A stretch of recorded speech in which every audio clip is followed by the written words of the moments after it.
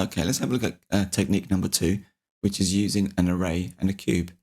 The first thing I'm going to do is add the image plane with the texture applied to it. That gives us a foundation to build from. Like before, I'm going to press Shift A, select image in mesh plane. This time I'm going to use this alien invasion scene.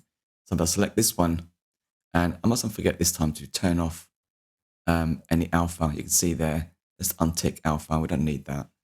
And import images as planes. And there it is. If I go to rendered mode, you can see there's that alien invasion scene. Let's head over to solid mode. And let's actually turn on wireframe X-ray as well. So with that object in place now there at the world origin, I'm going to add a new object, and that's going to be a cube. I'm going to quickly use my add-on for that. Why not? It's just very quick to do that. If not, just hit Shift A, of course, and do mesh cube. So let's make this cube. But let's leave it at that size, at the 2 meters for now. And what I'm going to do is scale this down. And remember, I'm doing this in object mode. Make sure you apply the scale afterwards. I'm going to position this, let's say from the top left. So I'm going to zoom in here. And this effectively would be the size of your puzzle piece. So make that as big or as small as you like.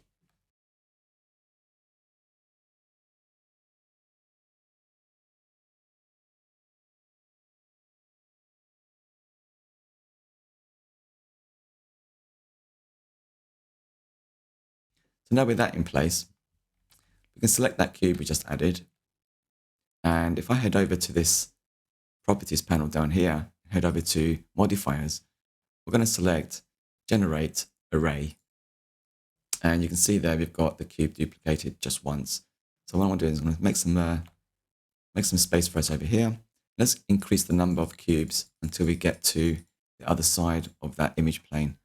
So you can see there, this is overshooting a little bit, not too much. That's why I said earlier, don't worry too much about the size of the cube, because once you have the array modifier in place, you can now essentially tab into edit mode. If I do that now,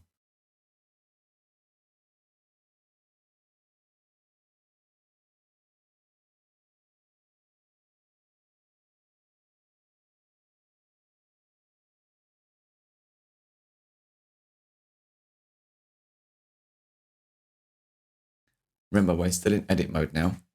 So let's go to faces, let's edit select everything. And I'm going to hit 7 on the numpad to go to top view. And I'm going to position my view into this corner on the opposite side. And then I'm going to hold down the S key, which is not the S key, hold down the Shift key after pressing S for scale. So you can see there we've got the scale. Now I want to try and match that as close as possible to that right edge there. Go back to object mode. You can see our cube is now arrayed left to right perfectly with the image plane that we added earlier. So that's great, but what about the vertical or the in and out? So to do that, we need to add another array modifier. So let's go back to our modifiers, generate array, and just close the initial one there. There's our second one here. And we don't want this to go in the x-axis, we want it to go on the y-axis.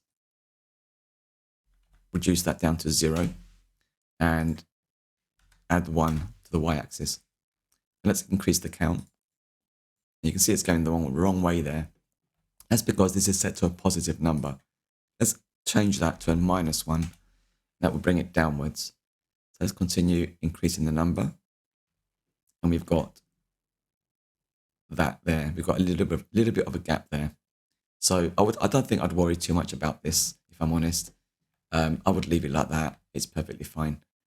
So now that you have these cubes roughly to the shape of your image plane, let me just turn off the actual image that I added earlier.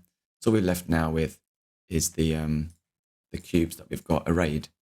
So with that cube selected and the array modifiers here, I'm going to apply these array modifiers. So in object mode, in fact, before we do that, let's make sure that, yeah, you can see there our scale on the cube, because we did scale it in the object mode. and that's not great. We need to apply the scale. So I'm going to quickly do that with my add-on there, which warns me if the scale is not non-uniform. So I'm going to hit apply scale. So now we've done that, let's head over to our modifiers and do apply and apply. So with that selected, we're going to tab into edit mode. And if I go to the front view, pressing 1 on the numpad, turn X-ray on or wireframe, we're going to select all of these top faces. We don't have to worry about the ones at the bottom for now, just the ones at the top. And with those selected, I want to press 7 on the numpad, and we're going to press the U key for unwrap. And we're going to select, this is the important part, project from view bounds for this use case. And if I head over now to the shading, or the UV, I should say, UV editing, not shading. There's our UVs projected from the top, like so. You can see there on the left, on the UV square. Now we just need to see our image. Let's select that alien invasion scene, and this happens. That's an easy fix with the object selected again, or the faces selected on this side of the window. Top view, press U again to unwrap, project from view, bounds. Sorry about that. There you go. So yeah, bounds is fine because this is this actual boundary of the image. So that's going to work fine on this one. The point is, you can see now we've got all of these cubes with, I don't know why it's not showing up there. Let's assign that. Let's just select the alien invasion large. There we go.